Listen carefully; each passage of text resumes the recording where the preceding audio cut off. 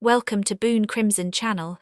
The night before the Imperial Matchmaker selection, I dreamt that I finally married Shinshu, the cold-hearted grand tutor I had loved for 10 years, only to die heartbroken on the day of the grand selection. Although I was still shaken, I still unconsciously reached out and picked up his jade token after all. It was just a strange dream. How could it possibly be real? But I kept a close eye on things and begged my Emperor father to withhold the announcement of the chosen one for now. Later, I tried countless methods to avoid the ending in my dream, but I found no matter how much I struggled, everything that was supposed to happen inevitably came to pass. Until that day I saw with my own eyes as Shu fastened the jade pendant he never took off around another woman's waist, his tender gaze shattering my heart completely. I rushed to petition my father, begging him to change the choice of bridegroom. Who else? The young Marquis of the Inuanhu mansion. Why him? Because in the recent dream he knelt before the jade monument in the imperial mausoleum. Weeping like a child, he said, "Chong Enning, I've been in love with you since I was 7 years old. I woke up from a nightmare, sitting upright with cold sweat drenching my forehead.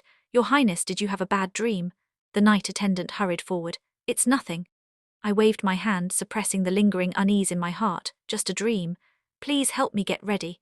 The maid servants entered in single file, each holding magnificent robes and jeweled hairpins. It was only then that I suddenly remembered. Today was the long-scheduled day for selecting a consort. I couldn't help but smile bitterly. Could it be that one's thoughts during the day truly haunt one's dreams at night? The bronze mirror reflected my well-dressed image, the same features as always, yet my mind remained unsettled. That earlier nightmare had been so vivid, it seemed still lingering in my heart, impossible to shake away in sense. Smoke drifts gently within the Hall of Supreme Harmony, lending it a solemn and magnificent aura as I had just stepped through the palace gate. I heard faint whispers from a corner. "If you ask me, this grand selection is merely a formality. Everyone knows the princess has harbored feelings for Minister Shin for years. Just think about it. Look at how splendidly she's dressed today. Clearly she's preparing for this event." Upon seeing me arrive, the murmurs instantly ceased. My gaze swept across the several candidates standing solemnly in the hall, eventually resting on the most familiar figure. The Prime Minister Shinshu, cool and serene as jade, stood with his eyes lowered in quiet stillness, as if unaware of everything around him. Yet the young Marquis Lu Hang from the Inuan Marquisate, arms crossed, wore his usual smile, but his eyes were clearly heavy with melancholy. He gave a faint, measured scoff. "The result isn't even out yet everyone acts as if they already know the outcome," the ceremonial officer proclaimed. "The grand selection begins." I slowly approached the rosewood tray that bore my fate, upon which several smooth jade plaques lay in quiet stillness. One by one my fingers swept across them until they finally paused at the one engraved with the characters Shinshu. The cold touch seeped into my fingertips, and the suffocating sense of despair from last night's dream surged up once more. My hand trembled almost imperceptibly, a voice inside my head shrieking in protest. All eyes in the hall were fixed upon my hand. Shinshu finally raised his gaze toward me, his expression serene and untroubled. I took a deep breath, and in the end tightly clenched Shinshu's jade token in my palm. "Princess, the choice is made," announced the ritual official in a loud voice. "Please wait," I called out, stepping up the palace steps amidst the stunned silence, bending down to whisper softly into my father's ear. "Father, about this choice of matchmaker. I'd like to delay announcing it for a while." "Too, why?" The Emperor leaned slightly forward, his voice lowered with a hint of confusion and indulgence. "Everyone in the hall is waiting for the outcome." I gripped the edge of his sleeve, pleading in a voice only we could hear. "Please don't ask why right now. Just grant your daughter this one request." "Okay." My father gazed at me for a moment, then sighed helplessly and gently patted the back of my hand. He straightened up, regaining his imperial dignity. "The match for the princess has already been chosen, but we shall await an auspicious day before announcing it." The decree issued. An uproar swept through the hall. I clearly saw Shinshu, still quietly bowing his head, abruptly raise his gaze. A faint flicker of surprise passed across his handsome features.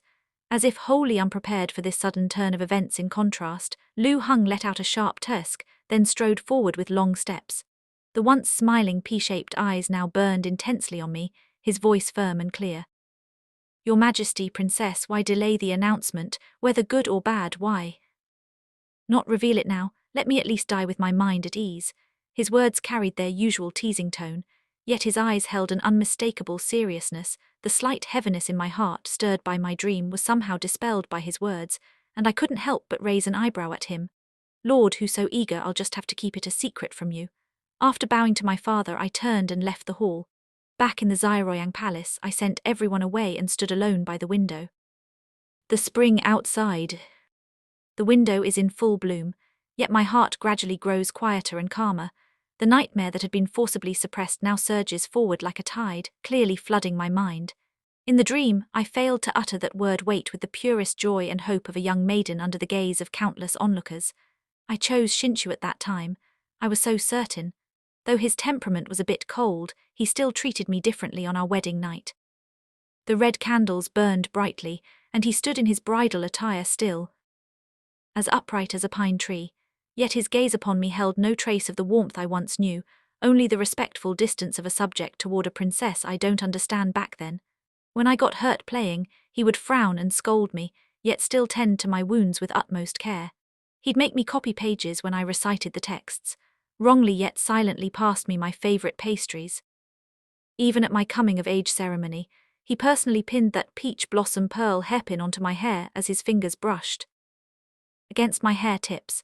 I clearly saw his ears turned slightly red, his voice softening as he said, "Your Highness, you look truly beautiful today," those gentle feelings hidden beneath his sternness. That special indulgence reserved only for me. Those had been the glowing light I longed for throughout my 10 years. Why, after becoming his wife, did I lose everything? The years in my dream were long and lonely. We treated each other with respect, yet we were more like strangers sharing a gilded cage. He faithfully fulfilled his duties as a subject and a husband, granting me all the honors I deserved, except for one thing, a single thread of genuine affection, or a trace of a smile. Until that moment when I accidentally touched an old jade hairpin in the hidden compartment of his study, he had never been angry with me before. The years of suppressed grievances and resentment burst forth in an instant, and I cried out to him, "Shu, if you hate me so much, why didn't you refuse the engagement back then?" He looked at me, his eyes filled with an exhaustion and coldness impossible to hide, each word deliberate and heavy. "Your Highness, if it were not for the family's future and her safety, I would rather die than marry into the royal family." He walked toward the door, pausing briefly, his voice low and hopeless. "Do you know the easy choice you made so carelessly destroyed the lives of 3 people?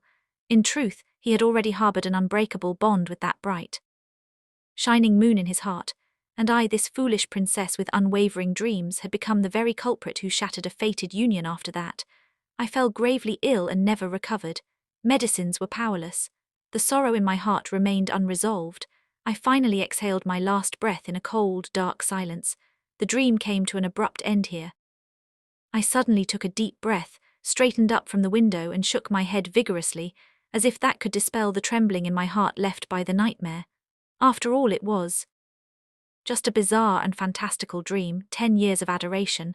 Every tender moment, could they all be false? I don't believe it. 3. These days, a faint sense of unease has been lingering in my heart. To prove the dream was absurd, I decided to do something about it in the dream. After the election, I gave Shinchu a precious ancient inkstone from a former dynasty, but he returned it, unchanged, saying it was too valuable. This time I deliberately placed the ancient inkstone in an ordinary case and specifically instructed the palace attendants to say it was merely a routine gift from the imperial court study area. Nervously waiting half a day, the attendant returned with news. The Grand Tutor has accepted it. He accepted it. The enormous stone that had weighed heavily in my heart crumbled into nothing, and the gloom of the past few days was swept away by this joy. Look, it was indeed just an absurd dream. I suddenly remembered in the dream that a few days after the election, I sprained my ankle on the greenstone steps leading to the imperial study. So these past few days, whenever I went to pay my respects to the emperor, my father, I was especially careful, taking each step steadily and securely for several days in a row. I remained unharmed. I was almost laughing out loud.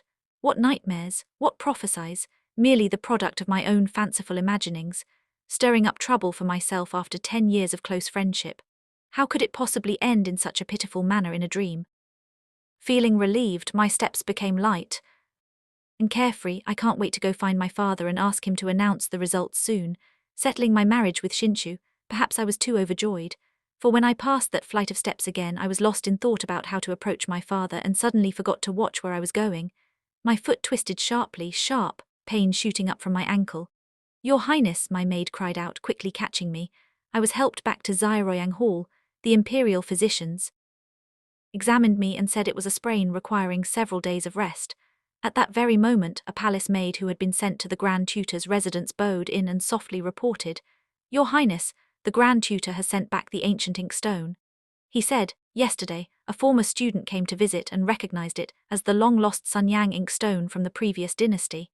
The Grand Tutor believes an artifact of such cultural significance should not be privately kept by subject. He feels truly unworthy to accept it and humbly requests Your Highness to reclaim it." I froze in place, my blood seeming to freeze instantaneously. The pain in my ankle now came sharply, overlapping with the dream. A profound sense of helplessness seized me. Could that dream have actually been real? Could it really not be changed? But I'm not willing to accept it. 10 years of yearning. If it truly turns out to be an illusory reflection in water and a flower in the mirror, I at least want to hear him say himself, if he truly has someone he loves, he could just tell me. I, Chong Enning, am certainly not someone who would cling desperately. Ignoring the discomfort in my ankle, I limped out of the palace and headed straight for the home of the Grand Tutor. The gatekeeper informed me, "Your Highness, the Grand Tutor left for the city outskirts early this morning, heading toward Cold Mountain Temple." Cold Mountain Temple. I've mentioned it in my dreams before. It's a place he often visits. Heart suddenly sank. Well, isn't this our esteemed Prince Chong Enning? What did Shin Shu's wooden dummy annoy you again? A voice laced with mockery sounded from behind me. I turned around, meeting Lu Hen's pair of peach blossom eyes, gleaming with a smile, for he sat on his horse, dressed in sturdy attire. As if about to ride out of the city for a hunt, I had no desire to argue with him, turning to leave. But my eyes betrayed me growing red. He quickly dismounted, the playful look on his face fading slightly, his brows furrowed. "Do you really like him so much that you'd come after him even with an injured foot?" I bit my lip, saying nothing. He stared at me quietly for a moment, then suddenly let out a sigh, his tone unusually serious. "All right, stop trying to be tough. Get in the carriage, I'll take you to find him." Before I could respond, he already reached out and helped me into the carriage. The carriage jolted along toward the temple outside the city, Hanjin Monastery. We stopped at a secluded grove of bamboo trees in the back hills. Lu Hung gestured for me to be silent, pointing deeper into the woods. Through the sparse bamboo shadows, I saw Shin Shu, a woman in a plain dress, stood before him, her face obscured, but her figure delicate and frail in the next moment. I saw Shin Shu gently remove the piece of white jade he never parted with, and softly fasten it around the woman's waist. They were too far away for me to hear their words, yet the tenderness in his eyes carried a warmth I'd never felt before. I finally realized that his gentleness could be so utterly unrestrained, but never directed at me. Their embracing figures stood out painfully clear amidst the mottled bamboo shadows. I suddenly recalled his cold words in my dream, "I'd rather die than serve you." And my heart itched violently, my vision blurred. Instantly, a hand gently rested on my shoulder, and Lu Hung's voice murmured low in my ear, tinged with awkward tenderness. "Don't look, it's not worth grieving over a fool like that." At that moment, Shinshu suddenly turned his gaze toward our hiding place amid the swaying bamboo shadows. I clearly saw his expression sharpened with alarm. Then he quickly released his hold on the woman, instinctively shielding her behind him. A flicker of panic flashing in his eyes. I knew he had seen me at that moment. Overwhelming shame washed over me. I felt like a thief caught red-handed, secretly watching someone else's deep emotion. I suddenly grabbed Lu Hung's wrist and nearly dragged him out of the woods. The pain in my ankle had long been forgotten. I just wanted to escape from this place that made me feel utterly humiliated. Lu Hung silently followed me, his hand firmly gripping mine. Only when we had run far away, certain that we could no longer see that grove of bamboo, did I finally stop, leaning against a tree and breathing heavily. Tears finally broke through for the 10 years of misplaced sincerity, for that humiliating scene. And for the foolish self who played the fool in someone else's story, Lu Hung remained quietly standing nearby, only offering a clean handkerchief at the right moments. I don't know how long I cried, only that I eventually wept myself into exhaustion, my consciousness dimming as I fell asleep amidst the sway of the carriage when I woke up again. It was nearly dusk. The carriage had stopped at the palace gate. I opened my puffy, swollen eyes, and the first thing that greeted me was Lu Hung standing beside the carriage.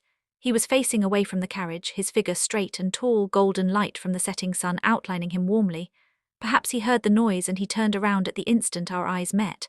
My heart leapt sharply looking at this spirited youth before me. I suddenly felt at a loss. That dream just now, was it real? 5. Seeing me awake, Lu Hung instantly returned to his usual teasing smile as if the gentle, clumsy person who comforted me in the bamboo grove had been nothing more than a figment of my imagination. Awake, he raised an eyebrow, his tone light as if we'd simply taken a leisurely trip together. If you've cried enough, hurry back to the palace, otherwise the gate will be locked soon. He still looked like the carefree Lord Lucio, but I knew something inside me had changed. I stepped down from the carriage, my legs still feeling unsteady instinctively. He reached out to support me but suddenly stopped mid-motion, pulled his hand back, rubbed his nose and glanced away.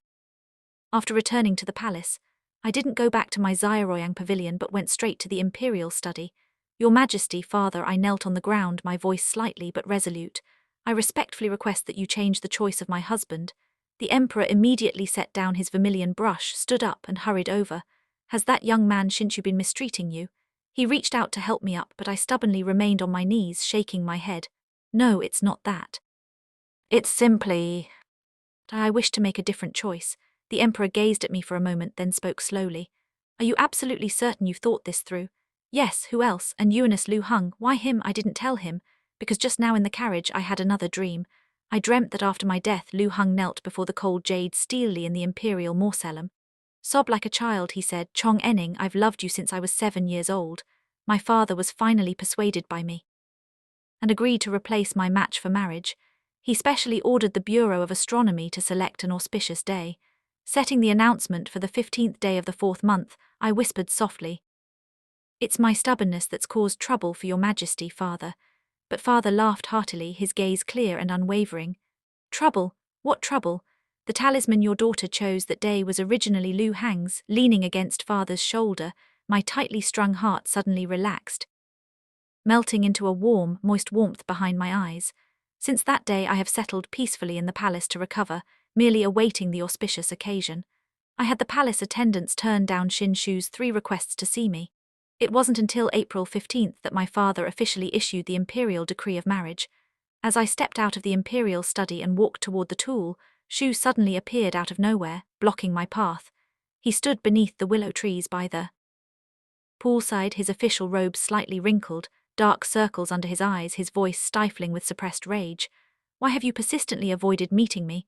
I paused, glancing at him indifferently. Grand Preceptor, do you have something to say? Why pretend ignorance, Your Highness? His gaze was cold and sharp like a blade. This morning the Bureau of Palace Affairs revoked Miss Sue's privilege as a companion student. Even her father has been impeached by a censor. Beyond Your Highness, who else would go so far to target a minor daughter of a 5th-rank official? I gave a slight start. Miss Su Wanching, he almost bit out her name.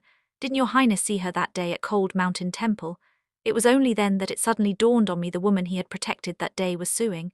You think I'm taking revenge? I couldn't help but smile faintly. Is it just because she caught your favor? His expression stiffened for an instant, then he regained his composed demeanor. Your Highness, I understand you're not in a good mood, but regarding what happened that day, that incident has long been forgotten by me. I interrupted him. As for what you've said, it has nothing to do with me. Why deny it, Your Highness? He suddenly softened his tone, sporting an air of self-assured understanding. If Your Highness is acting out of jealousy, there's no need. I am willing to understand Your Highness's feelings. Looking at his condescending expression, I suddenly found it utterly laughable. So, Your Excellency came today to ask me to let you off easily? Yes, he nodded solemnly. As long as Your Highness no longer troubles her, I am willing. What do you mean willing? I asked deliberately. Marry me. He paused briefly.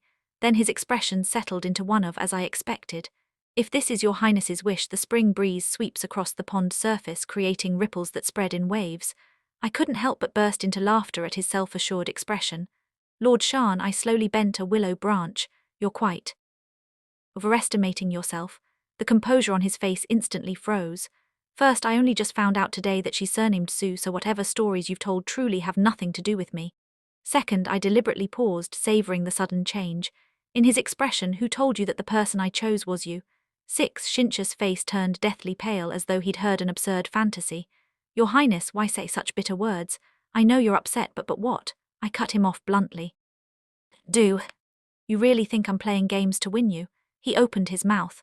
Clearly exactly that's what he'd been thinking. Today is the 15th day of the 4th month.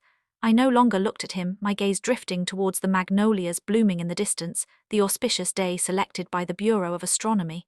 Has the Typhoon residence received the imperial decree of engagement? Yet his figure lurched abruptly, a flicker of panic finally emerging in his eyes. The imperial decree hasn't reached the residence yet. Exactly. I tilted my lips into a faint smile because that decree will never be delivered to the Taiyu residence. At that very moment, hurried footsteps echoed from outside the palace gate. I saw Lu Hung rushing into the imperial garden, holding a scroll of imperial edict in bright yellow like a gust of wind. His face lit up with unhidden joy. Jiang Enning. He didn't even bother to bow, rushing straight toward me, his voice trembling. Is this edict true? You really chose me. I looked at his flushed cheeks from running, his eyes filled with tentative hope, and my heart melted involuntarily. Yes, I answered softly, I chose you. Lu Hung was initially stunned, then suddenly beamed like a child, lifting me up and spinning me around. Wonderful. Chong Enning chose me. She chose me. I let out a startled shout, instinctively grabbing his shoulders for support. After carefully setting me down, I only then realized my cheeks had turned red, hastily taking a step back. I am sorry, Your Highness, I was so overjoyed. It's all right. Watching his unusually flustered expression, I couldn't help but curve my lips into a smile just for a moment. The gloom from my earlier confrontation with Shinshu had lifted. What a touching little drama of romance and affection. Shinshu's cold voice suddenly cut in. He stood several steps away, his face ashen, knuckles white from clenching tightly. Your Highness, out of mere pee and to humiliate me, would you really go so far? Would you dare treat your own lifetime happiness as a mere game? The smile instantly vanished from Lu Hung's face. He took a step forward, subtly shielding me behind his back. His posture stood tall like a pine, the carefree expression he usually wore replaced by an unusual sharpness. Senior Minister Shin, I urge you to be careful with your words. The selection of a husband for Lady Chong Enning is a matter of national importance. The Emperor has spoken with his royal decree and the edict has already been issued. Are you now questioning the princess's decision, or worse, challenging the Emperor's sacred will? The hat sat heavily on his head, making Shinshu's complexion even paler. Looking at him, his expression one of profound betrayal, yet stubbornly refusing to accept reality, I could only feel profound irony. The Grand Tutor's stern questioning at this moment is truly perplexing, I said calmly, yet each word rang clear. That day at Han's Han Temple when you gave your cherished jade pendant to Miss Su, hadn't you already made your choice for me? He opened his mouth, but no words came out. Since that's the case, I reached out and gently linked my arm with Lu Hang's, offering Shinshu a composed yet distant smile. I wish Your Highness and that Miss Su may finally become a matched pair and enjoy a blissful union soon. Having said this, I no longer looked at his face, now ashen and shattered. As Lu Hung turned and walked away, late spring sunlight poured down warmly, etching a radiant golden frame around the tall figure of the young man. I was carefully protected beside him, occasionally feeling the restrained warmth rising from beneath his sleeve against my wrist. At that moment I suddenly felt this choice might be even more right than I had imagined. 7. After that day, Lu Hung began visiting the palace frequently. He called it a royal order from my first round.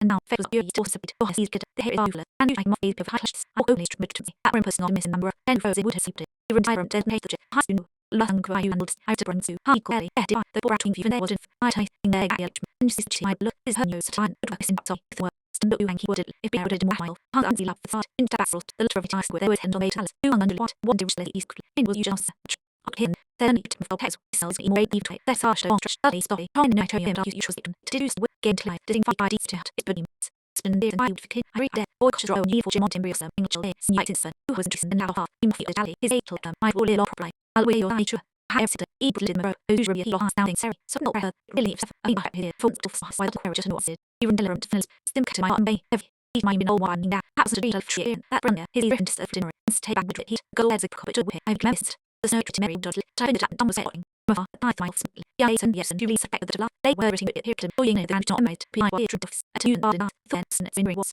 The you have examined was mob. Squarely and having his crossing crowd left to the Trudeau Jawa. I were hang out. A night, into you voting to get you trades. Unruly Harris and Naros K or D lat. There's an area owner of it sweat. He's no go or yuka. I truly would do shit in roll in. At most 8 room mark, think reluctant. Hey, dark, de hand what you guessed. I lead to whole chisler. But with it all, fitting through the bills and tears and Cicely to your new hand days. And already did it pattern for all string eyes. I'm teacher. Foolish to will. If more to the per natural the sweat heads to hear you. And 13 I got it. Glock is emperor. Sunny ear that's who is footly from fan event. On the asim milk. I could the matters. Time be me. Sell love icing. Even it has you will as watch. But unfittingly my ass. So near well, the word was ice. God brought on his feet. Immense of that. In the minute, complete they press left Raymond. With I just was a knife as the and paps. That room. No. Are there full bush. Big pink quality. So I ask a fortune. I win a little that you love. On the pool. Martin. On a hemical. If an on use. I am hot long Stefan. Did it. And get. Have you hang. Hitting tutter. You learn this. For way. Pull away. Flag from it. See Suang. Occupil is in neat ring one. I say I'm new. Vernon of the actual question. Mission. And Husley cast so. Would Husky lean so. Complete at least when he bombazes and to me. He's your knife for the night. Which I saw. I should not. Brust. You'd lay.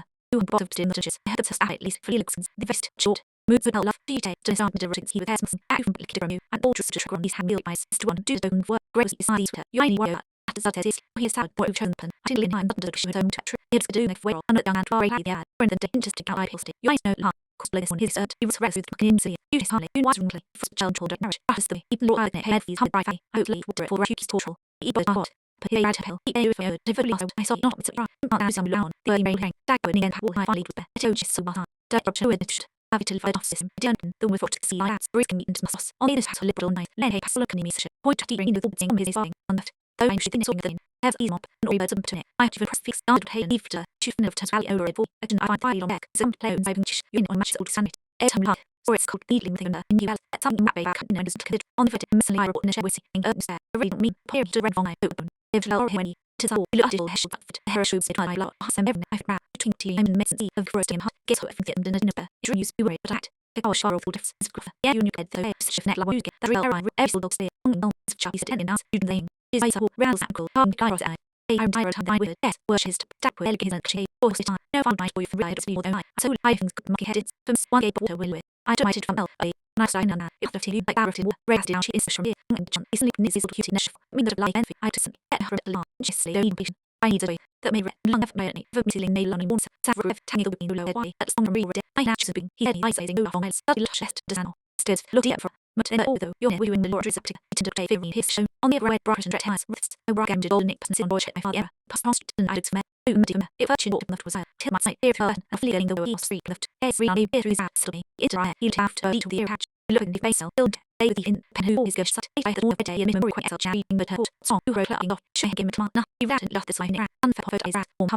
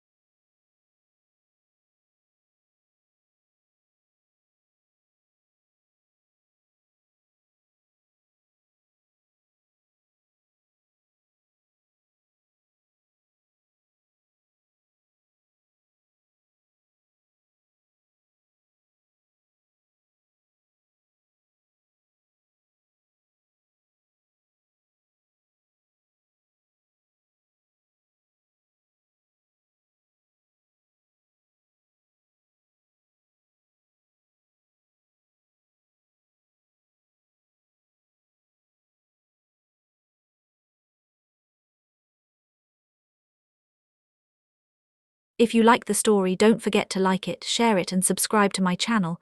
See you next time.